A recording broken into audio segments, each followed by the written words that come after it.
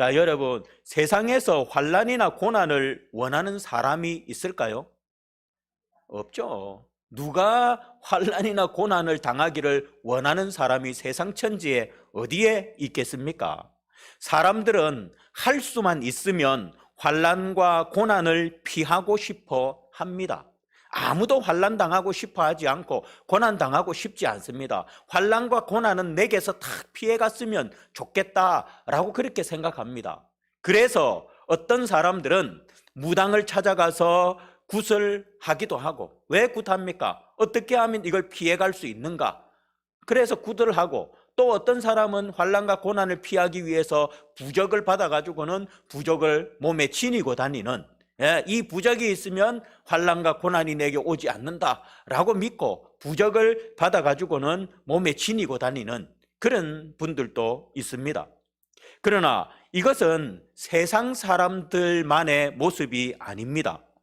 오늘 기독교인들 중에도 예수를 믿으면 고난이 오지 않을 줄로 알고 교회에 나오는 사람들이 간혹 있습니다. 교회 나가면 환난과 고난을 당하지 않을 거야 라고 생각하고 교회 나오시는 분들이 있다는 것입니다.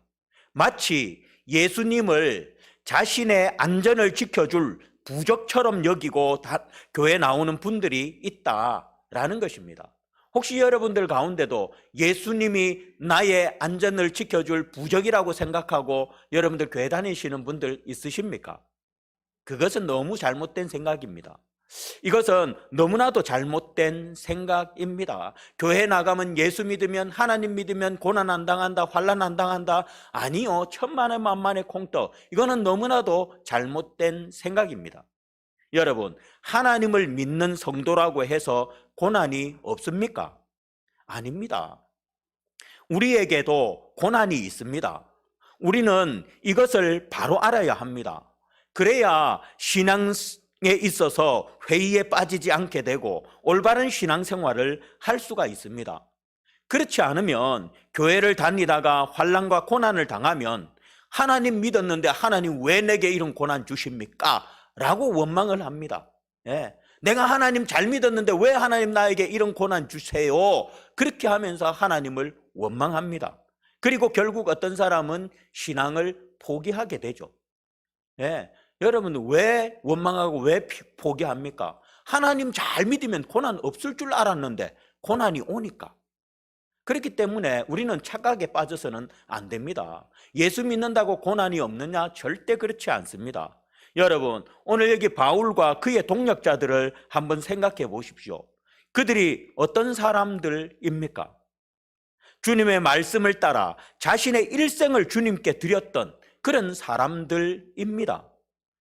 신앙에 있어서 둘째 가라 하면 서러워할 사람들입니다.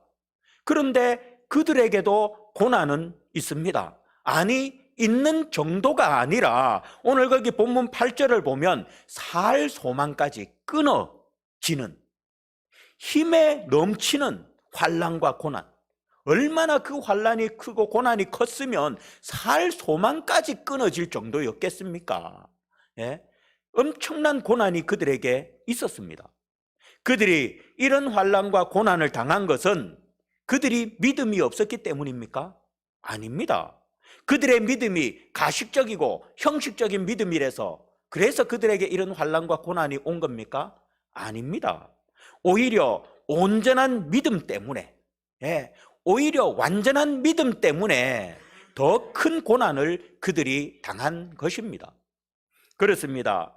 주님을 따르는 성도에게도 고난은 있습니다. 우리 모두에게는 고난이 있습니다. 아니, 세상 사람들보다 더 많은 고난을 당하면 당했지 덜 하지는 않습니다. 목사님 왜요? 예수 믿으면 세상 고난이, 그래 예수 믿어도 고난은 있는데 그래도 세상 사람보다는 고난이 더 적어야지 왜 세상 사람보다 고난이 더 많아요? 왜일까요? 왜 오히려 우리가 세상 사람보다 더 많은 고난을 당할까요? 왜냐하면 바로 하나님과 원수인 사단이 우리를 가만히 내버려 두지 않기 때문입니다. 세상 사람들은 사단이 그냥 가만히 내버려 둡니다. 어떻게 살아가든 그냥 내버려 둡니다. 그러나 하나님의 자녀들은 사탄 마귀가 절대로 내버려 두지 않습니다. 그러니 세상 사람보다 우리가 더 많은 고난을 당하게 되는 것입니다. 우리를 질시하며 또한 넘어뜨리기 위해서 갖은 방법을 동원해서 사탄 마귀는 우리를 핍박합니다. 그래서 주님은 일찍이 제자들에게 이렇게 말씀하셨습니다. 세상에서는 너희가 환난을 당하나 담대하라. 세상에서 너희가 환난을 당할 것이니까, 나 때문에 환난을 당할 것이니까 담대해라 라고 그렇게 말씀하셨습니다. 그리고 또 사도 바울도 사도행전 14장 22절에서 우리가 하나님의 나라에 들어가려면 많은 환난을 겪어야 할 것이라 라고 말씀했습니다. 우리가 하나님 나라에 들어가려면 많은 환난을 겪어야 할 것이다 라고 그렇게 분명히 말을 했습니다. 그러므로 우리는 우리의 삶 가운데서 만나게 될 고난을 피해가게 해달라고, 하나님 나에게는 고난이 오지 않게 해주세요, 하나님 나에게는 환난이 오지 않게 해주세요, 그런 기도가 아니라, 그러한 기도를 할 것이 아니라 우리에게는 옵니다. 환난이 옵니다. 고난이 옵니다. 세상 사람보다 더 많이 옵니다. 그렇기 때문에 하나님 나에게 환난이 안 오게 해주세요, 고난이 안 오게 해주세요, 이런 기도를 할 것이 아니라 오히려 그 고난을 견딜 수 있는 힘을 달라고, 그 고난을 감당할 능력을 달라고, 그 고난을 이길 힘을 달라고 우리는 기도해야 합니다. 왜? 우리에게는 수많은 고난이 올 것이기 때문에. 그걸 피하게 해달라요. 여러분, 세상에 고난 피해가는 사람이 어디 있습니까? 그렇기 때문에 우리는 그렇게 기도할 것이 아니라 오히려 고난을 견딜 수 있는 힘을 달라고, 고난을 감당할 능력을 달라고, 고난을 이길 힘을 달라고 우리는 하나님 앞에 기도해야 합니다. 그리할 때 오늘 본문에서 말하듯이 자비의 아버지이시며 위로의 하나님께서 우리를 넘치는 위로로 위로해 주셔서 우리로 그 환난과 고난을 견딜 힘을 주시고, 고난을 감당할 능력을 주시고, 그 고난을 이길 힘도 주십니다. 하나님의 위로가 우리에게 있을 때 그 위로로 우리는 모든 환난과 고난을 견디고 이기고 승리할 수 있는 힘이 생기는 것입니다. 여기서 자비의 아버지라고 했는데, 자비라는 말은 남을 깊이 사랑하고 가엾게 여김, 남을 깊이 사랑하고 가엾게 여김이라는 뜻입니다. 그렇습니다. 하나님은 바울이 살 소망까지 끊어질 지경에 이르렀을 때 그를 깊이 사랑하시고 가엾게 여기셔서 그들을 고난과 환난 가운데서 넘치는 위로로 위로해 주셨습니다. 바울과 그 일행은 자비하신 아버지 하나님의 위로로 그 엄청난 환난과 고난에서 견딜 수 있었고 이길 수 있었습니다. 여러분들, 우리 조상들 가운데도, 우리 지난번에도 우리 저기도 다니엘 기도에 나왔지만 주기철 목사님, 손양원 목사님, 이런 분들도 보십시오. 그분들 외에도 얼마나 많은 믿음의 선배들이 신앙 때문에 엄청난 고난을 당했습니까? 결국에는 죽음까지도 맞이한 분들이 수없이 많습니다. 그럼에도 불구하고 그 환난 가운데서도 그들이 결국에는 승리할 수 있었던, 승리라는 게 뭡니까? 꼭 죽음에서 살아야만 승리입니까? 우리가 죽음 앞에서도 끝까지 믿음을 지키는 것, 그게 승리 아닙니까? 그분들은 죽음 앞에서도 믿음을 끝까지 지켰습니다. 왜? 자비하신 하나님의 위로로. 그 위로하심으로 힘을 얻어서 끝까지 이길 수 있었던 것입니다. 그렇습니다. 실로 우리 하나님께서는 자기를 믿고 의지하는 성도들에게 자비의 아버지, 위로의 아버지가 되어 주십니다. 보십시오. 이스라엘 민족이 애굽의 압제에서 고난당하며 부르짖을 때 하나님께서 어떻게 하셨습니까? 그냥 보고 두셨습니까? 아닙니다. 하나님은 그들을 권능으로 애굽 왕 바로의 손에서 건져 주셨습니다. 또 하나님은 비록 자기 백성이 범죄하면 징계하셔서 고난받게 하실지라도 그들이 회개하며 부르짖으면 항상 자비를 베풀어 주셔서 그들을 구원해 주시고 회복시켜 주셨습니다. 그러므로 성도 여러분, 현재 고난 가운데 있습니까? 하나님을 향해 원망하지 마십시오. 하나님을 믿는 우리에게는 더 많은 고난이 있습니다. 그러므로 고난 가운데서 자비하신 하나님께 구하시기를 바랍니다.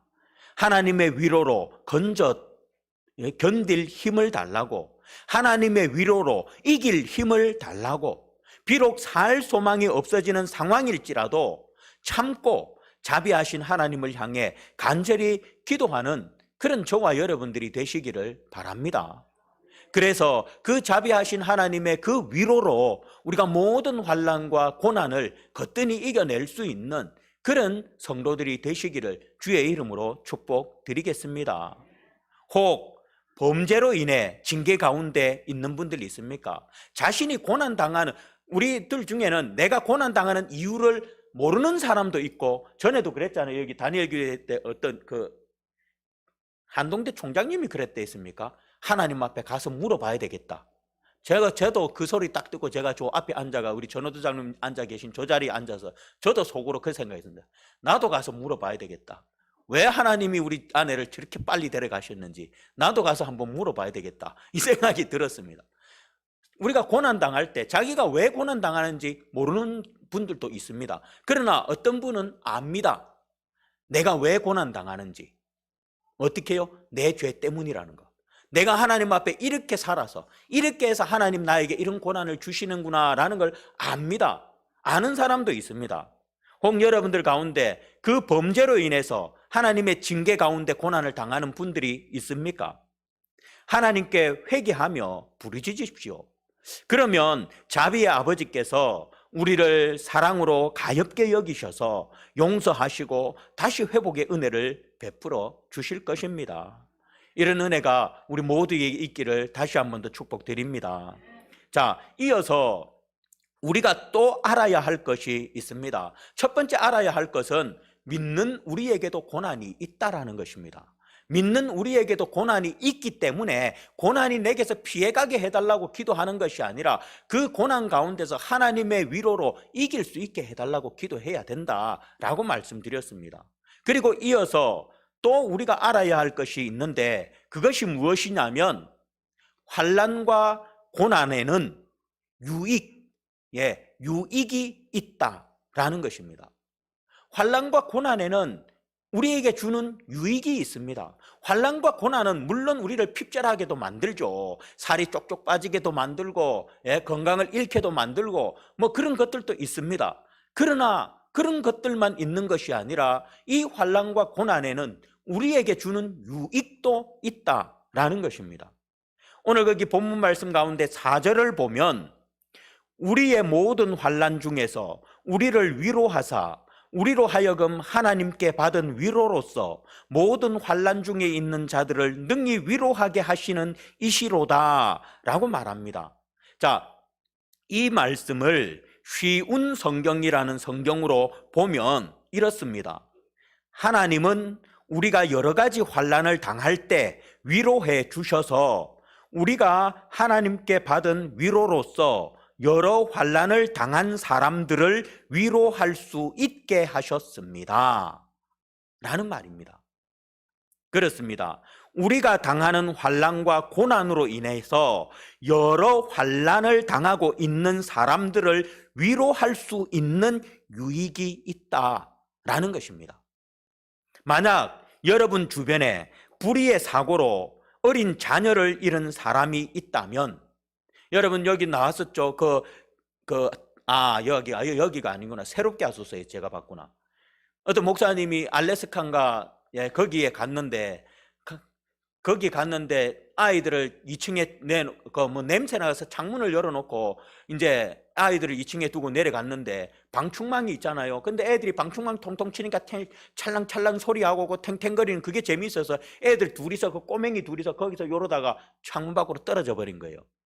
그래가지고 첫째 아이는 다행히 매달려가지고 아버지가 건져냈고 둘째는 떨어져서 3일 만에 죽었습니다.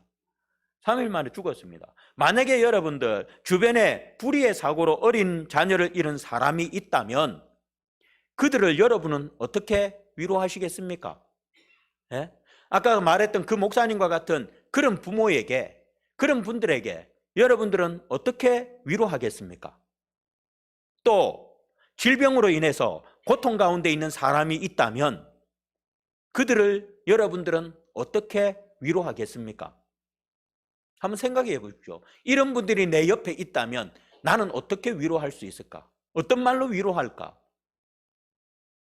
그들에게 다가가서 주님께서 다 뜻이 있겠지요. 그러니 힘내세요. 아니면 그래도 감사하며 인내합시다. 기도할게요. 아니면 하나님 은혜 베풀어 주실 것을 믿습니다. 힘내세요. 라고 말하면 여러분 위로가 될까요? 이렇게 말하면 위로가 될까요? 아닙니다. 여기에 계신 여러분도 여러분이 환난 가운데 고난 가운데 있을 때 이런 위로의 위로 많이 들어보셨을 것입니다. 힘내세요. 기도할게요. 하나님의 뜻이 있을 거예요. 인내하세요. 예? 얼마나 힘드시겠어요? 힘내세요. 기도하겠습니다. 이런 위로 여러분들도 많이 들어보셨을 것입니다. 그런데 위로가 되던가요? 예? 위로가 되던가요? 아닙니다. 귀에 들리기나 하던가요? 아닙니다. 그렇다고 그런 위로가 필요 없다는 말이 아닙니다. 오해는 하지 마십시오. 우리가 그런 위로도 우리가 옆에서 해드려야 합니다. 그런 위로가 전혀 필요가 없다는 말이 아닙니다. 그러나 이 환난과 고난 가운데 있는 분에게는 이런 말이 그닥 위로가 되지를 않습니다. 그닥 위로가 되지를 않습니다. 하지만 고난 받는 자의 아픔을 진정으로 위로해 주는 방법이 있습니다. 그것은 그가 당하고 있는 고난과 같은 고난을 당했거나 더한 고난을 당하여 극복한 사람이 자신의 경험을 이야기하면서 위로하는 것입니다. 즉, 질병을 앓고 있는 사람에게는 죽음의 문턱까지 갔던 사람의 말이 위로가 됩니다. 그리고 자녀를 잃은 부모에게는 똑같이 자녀를 잃은 부모의 말이 위로가 됩니다. 여러분, 제가 지난번에도 여러분들에게 말씀드렸지만 제가 아내를 잃고 힘들어할 때 정말 수많은 분들이 위로해 주셨습니다. 위와 같은 아까 말했던 그런 위로들을 해 주셨습니다. 그런데 솔직히 그분들께는 정말 죄송하지만 제게는 위로가 되지 못했었습니다. 물론 그래도 너무너무 감사드리지요. 그런데 진정 위로는 되지 못하였습니다. 그러던 중에 제가 누구에게 위로를 받았다 했습니까? 그것도 다 까무셨습니까? 잘 까먹으셨습니다. 자, 그러던 중에 여러분 지난번에도 제가 말씀드렸지만 우리 태국에서 사역하시는 신봉기 선교사님 계십니다. 우리 거기 선교 편지에는 신바울이라고 되어 있습니다. 왜냐하면 탈북민도 사역을 하거든요. 거기 중국에서 탈북을 해서 미얀마로 거쳐가지고 태국에 와야 돼요. 태국에서 오면 태국에서는 한국으로 보내줘요. 그래서 탈북민들이 태국으로 다 옵니다. 그래서 이제 거기에서 이제 탈북민을 받아가지고 이렇게 한국으로 오게 하는 이 사역도 하다 보니까 이름을 밝히지는 않고 그냥 신바울. 제가 방송에서 이렇게 해도 되나 모르겠습니다. 어쨌든 돼 있는데 그 목사님, 그분으로 인해서 제가 위로를 받았습니다.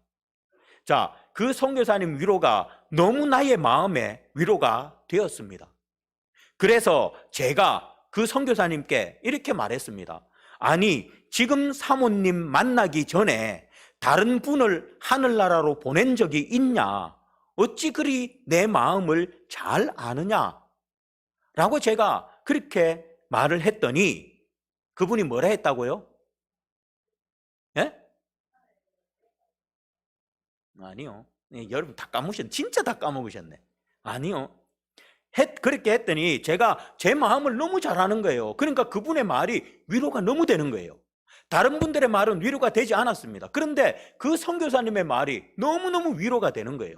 그래서 제가 아니 농담으로 지금 사모님 만나기 전에 혹시 다른 사모 있었던 거 아니냐, 그래서 하늘나라 보냈던 거 아니냐 라고 제가 농담으로 그렇게 이야기를 했습니다. 그랬더니 그분이 하시는 말이 자신이 키우던 개가 죽었는데, 이제 생각나십니까? 자신이 키우던 개가 죽었는데 그때 너무 힘들었다면서. 아마 개 키우시는 분들은 아마 알 거예요, 어떤 마음인지. 자기 개를 갖다가 오래도록 키웠는데 이 개가 죽었는데 너무 힘들더랍니다. 그래서 개가 죽어도 이렇게 힘이 든데 사랑하는 아내를 잃었는데 얼마나 힘들지 이해가 되었다라고 그렇게 말을 하더라고요. 여러분, 개가 죽음으로 힘들었던 경험을 가지고 사람을 위로해도 그렇게 위로가 되는데, 하물며 똑같은 경험을 한 사람의 위로는 얼마나 큰 위로가 되겠습니까? 아니, 개가 죽었던 그 아픔을 가지고 사람을 위로하는데 그 위로도 정말 위로가 되더라고요. 제가 어디에서도 들어보지 못한 위로를 하는 거예요. 마음에 그냥 그 말이 다 막 오는 거예요. 그래서 제가 물어본 거예요. 아니, 농담으로 지금 사모님 만나기 전에 혹시 다른 사모님 있다가 혹시 천국 보냈냐고. 그랬더니 그게 아니라 자기가 키우던 개가 죽었는데 너무 마음이 아팠다. 근데 하물며 사모님 사랑하는 아내를 보냈는데 목사님 마음이 얼마나 아플지 내가 이해가 된다. 개가 죽어도 사람은 그렇게 위로가 합니다. 근데 하물며 똑같은 경험을 한 사람이 다른 사람을 위로한다면 그 위로가 얼마나 큰 위로가 되겠습니까? 이처럼 우리에게 닥치는 환난과 고난은 4절 말씀처럼 우리가 여러 가지 환난을 당할 때 하나님께서 위로해 주셔서 우리가 하나님께 받은 위로로서 여러 환난을 당한 사람들을 위로할 수 있게 하는 그런 유익이 우리에게 있는 것입니다.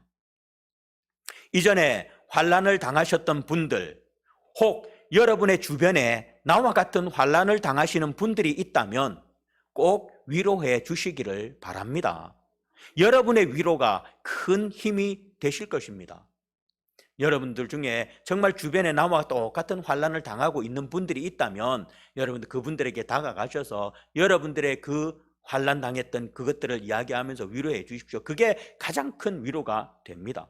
자, 이어서 환난과 고난의 두 번째 유익은 바로 뭐냐면 주님을 의지하는 법을 배운다라는 것입니다. 첫 번째 고난과 환난의 유익은 다른 나와 같은 고난을 당하는 자를 위로할 수 있는 유익이 있다고 했습니다. 두 번째 유익은 바로 주님을 의지하는 법을 배운다라는 것입니다.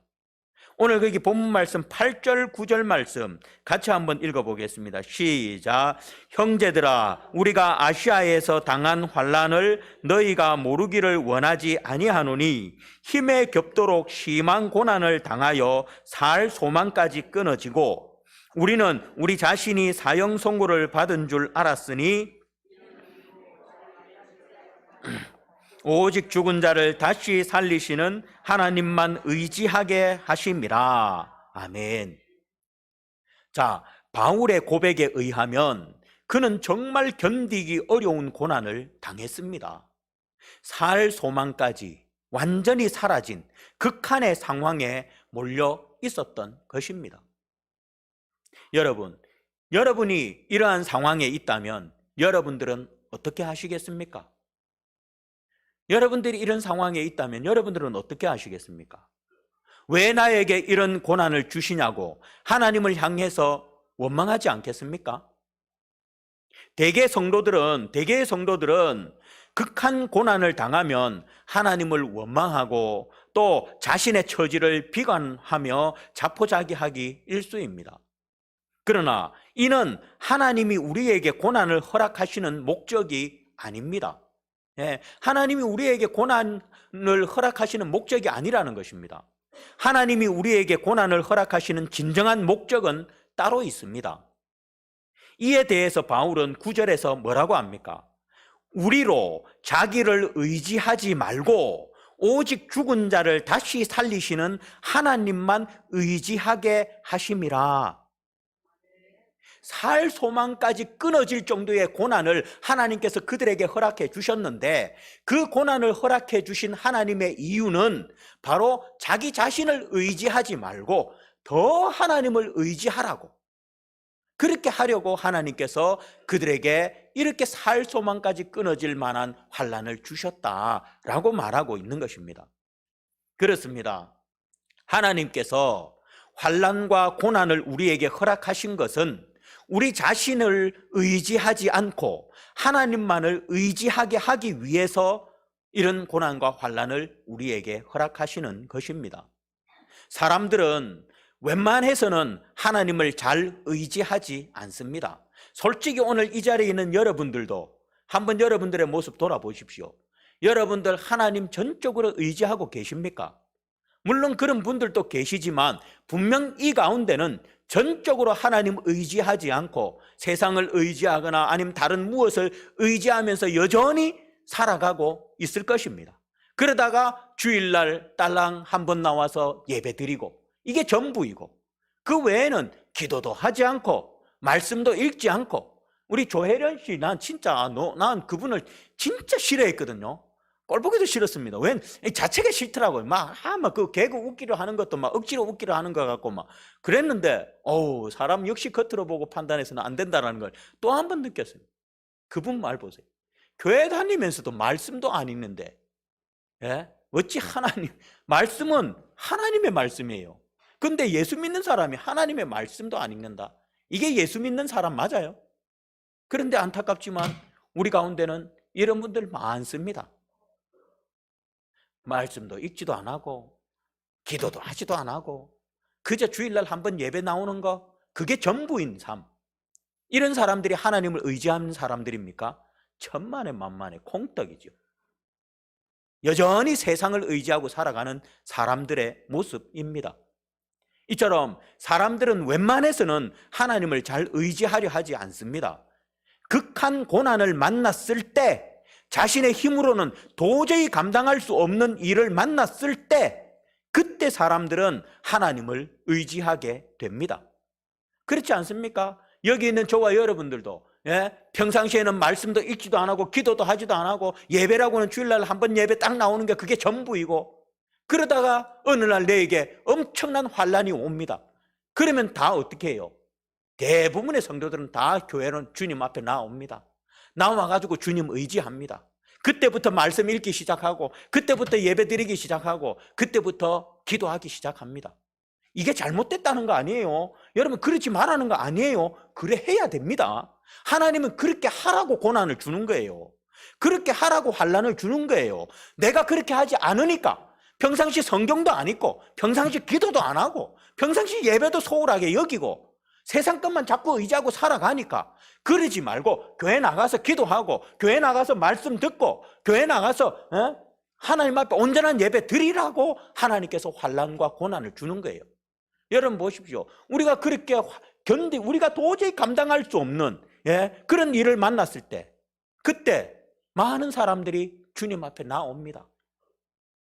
이것은 예수를 믿지 않던 사람들도 마찬가지입니다.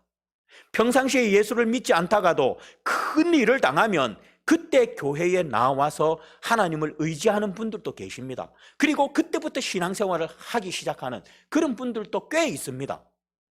그 전까지는 전혀 예수님을 모르다가. 그래서 하나님은 때론 우리에게 환난과 고난을 허락하시는 것입니다. 우리가 자신을 의지하지 않고 오직 하나님만 의지하게 하시려고 말입니다. 그래서 우리에게 있는 전부를 다 빼앗아 가실 때도 있고 그래서 우리가 도저히 견디기 힘든 그런 고난을 우리에게 주시기도 하는 것입니다. 왜? 우리가 하나님을 더 의지하게 하려고. 그런데 제가 자주 하는 말, 그렇게 해서 하나님 의지하는 게 낫겠습니까? 자발적으로 하나님 의지하는 게 낫겠습니까? 자발적으로가 낫죠. 왜 환난과 고난을 당해서 물론 그것도 하나님의 은혜이고 감사한 일이지만 그 전에 오늘 제가 이렇게 말씀을 선포하는 것도 여러분들이 그 환난과 고난을 당해서 하나님을 의지하라 하기 전에 여러분들이 깨닫고 하나님 의지하라고 이렇게 말을 전하는 것이 아니겠습니까? 여러분들 정말 환난과 고난이 오기 전에 하나님 의지하시기 바랍니다. 제발 세상 것 의지하면서 살아가지 마시고 하나님을 전적으로 의지하시기 바랍니다. 이렇게 말하는데도 입으로는 아멘 하면서도 그렇지 않고 계속해서 하나님 의지한다면, 세상을 의지한다면 하나님은 반드시 그 사람을 정말 하나님이 택한 백성이고 하나님이 그 사람을 정말 사랑한다면 하나님은 반드시 언젠가 엄청난 환난과 고난을 허락하십니다. 왜? 그 사람이 하나님을 의지하게 하려고, 다시 돌아오게 하려고. 그래서 환난을 허락합니다. 여러분, 그렇게 되기 전에 정신 차리시기를 바라겠습니다. 여러분, 하나님께서 광야로 이끄신 이스라엘을 한번 생각해 보십시오. 그들은 극한 상황에 있었습니다. 먹을 것과 물이 없고 독사와 전갈과 한낮의 뜨거운 태양, 그리고 밤의 추위, 그리고 다른 민족이 그들을 위협하고 있었습니다. 언제라도 죽음이 그들에게 들이닥칠 수 있었습니다. 이렇듯 생명을 위협받는데 어찌 그 극한 상황이 아니라고 하겠습니까? 그런데도 하나님께서는 그들을 광야로 인도하신 이유가 무엇입니까? 무엇 때문에 그들을 40년씩이나 광야에서 그렇게 극한 상황을 겪게 하셨습니까? 그것은 그들로 그러한 상황을 통해서 오직 하나님만 의지하는 법을 배우도록 하기 위함이었습니다. 신명기 8장 2절에서 3절을 보면 네 하나님 여호와께서 이 40년 동안에 네게 광야길을 걷게 하신 것을 기억하라. 이는 여호와의 입에서 나오는 모든 말씀으로 사는 줄을 네가 알게 하려 하심이니라 라고 말씀하십니다. 그렇습니다. 사람들에게 오는 환난과 고난은 주님을 모르는 사람들에게는 엄청난 고통이고 절망이고 충격으로 다가올 것입니다. 그러나 성도는 다릅니다. 성도는 환난 중에 주님께 무릎 꿇고 하나님을 의지합니다. 하나님의 도우심을 구합니다. 그렇게 하려고 우리에게 환난과 고난을 허락하시는 것입니다. 성도 여러분, 고난 중에 우리는 눈물로 밤을 보내는 시간이 있을 것입니다. 그때 우리 마음속에는 고통이 가득할 것입니다. 그러나 이것이 끝이 되어서는 안 됩니다. 그러고만 있어서는 안 됩니다. 헤롤드 보슬리라는 사람이 이런 말을 했습니다. 고난 속에서 사람은 기도를 잘 배운다. 고난 속에서 사람은 기도를 잘 배운다. 물론 엄청난 고난 속에서 기도가 안 됩니다. 고난 당해 보신 분은 압니다. 고난 가운데 기도 안 됩니다. 기도가 나오지 않습니다. 그러나 기도가 안 됨에도 어떻게 합니까?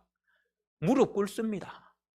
기도가 안 돼요. 나와도 기도 안 됩니다. 기껏해야 주여 이 소리밖에 안 됩니다. 그런데도 고난 당하는 사람은 주님 앞에 나옵니다. 나와서 기도가 안 돼도 무릎 꿇습니다.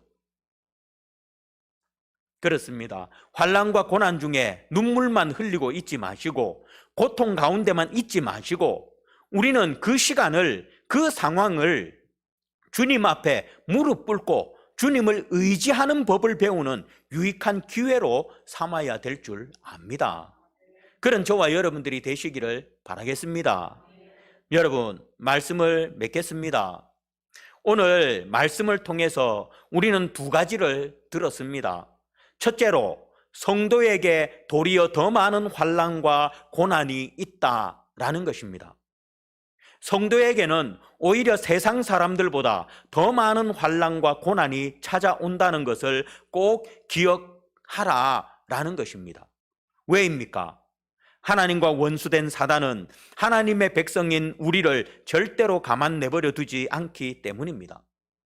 그러므로 우리의 삶에는 수많은 고난이 온다는 것을 알고 하나님께 환난과 고난이 나를 피하게 해달라고 기도할 것이 아니라 내게 오는 환난과 고난을 능히 이길 힘을 달라고 우리는 기도해야 합니다.